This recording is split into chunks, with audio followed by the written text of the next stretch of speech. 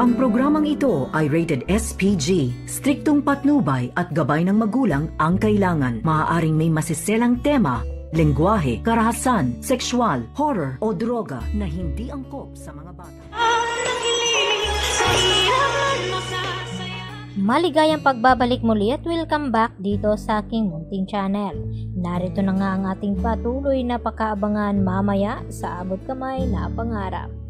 Nagkakagulo nga dito sa Estridge Hospital nang biglang pagdating dito ni Irene na isinugod nga sa mga taong nakakita di umano sa kanya sa May Creek. At dito nga narinig ni Doc Carlos Benitez kung sino ang babaeng ito. At na-curious nga ito dahil alam ni Carlos na doon niya nga itinapon itong si Irene sa may bandang creek ng ilog. At dito niya sinundan itong si Doc Lendon Javier upang kumpirmahin kung tama ba ang kanyang hinala na ang babaeng ito ay si Irene.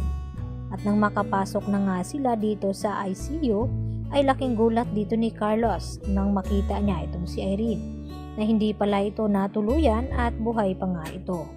Sa kabilang banda, hindi naman naniniwala itong si Lynette sa mga sinasabi nga ng kanyang asawa dahil alam niya na nagsisinungaling nga ito. At hindi siya naniniwala na si Irene daw ang nagtangkang mangloob sa kanilang tahanan.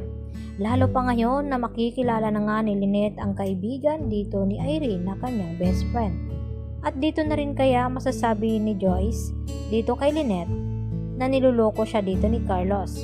At nakapagtataka nga raw dahil may sumagot daw sa chat dito ni Joyce sa kanya na nagtatanong kung nasaan na nga ba itong si Irene dahil ilang araw na nga daw niya itong hindi makausap at matawagan. At ino-off nga dito ni Carlos Benitez itong telepono ni Irene nang sa ganon ay wala na ngang makatawag sa kanya. Kaya naman nang tawagan nga dito ni Lynette upang kausapin at tanungin kung may namamagitan nga ba sa kanila ni Carlos ay hindi na nga makontak itong cellphone ni Irene dahil nga itinago na ito ni Carlos Benitez.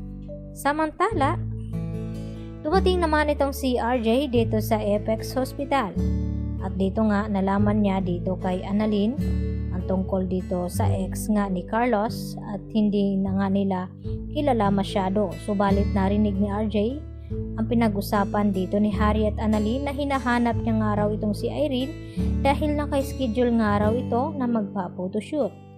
At dito naman ay pinagtataka nga raw ni Harry nang sabihin niya dito kay Carlos na gusto niyang puntahan at kausapin itong si Irene. At ang sabi nga dito ni Carlos kay Harry na wag na daw siyang mangingialam at wag daw siyang subukan at wag daw makipagkita sa babaeng iyon. Kaya naman, yun ang labis na ikinagulat ni Harry na kung bakit galit na galit itong si Carlos sa akala niyang okay sila dahil matagal na nga silang wala na. Yun pala ay gustong mangyari ni Carlos na hindi malalaman ni Harry ang kanyang krimen na ginawa. Subalit ay nasa Estridge na nga itong si Irene, doon nga dinala ito sa mga taong nakakita sa kanya. At ngayon may panibago na namang plano itong si Carlos dahil hindi pwedeng malaman daw ni Lynette ang ginawa niya dito kay Irene kapag nagising ito at nagkamalay. Kaya nang makahanap naman ng pagkakataon nitong si Carlos at naiwan nga itong si Irene, ay dito naman na isinasagawa niya ang kanyang plano. At kinakailangan na tuluyan niya nga itong si Irene upang hindi na nga ito makapagsalita tungkol sa kanilang ginawa.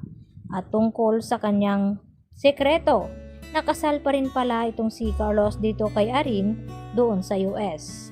At asawa pa rin siya nito ni Irene dahil hindi pa nga na-divorce ang kanilang kasal.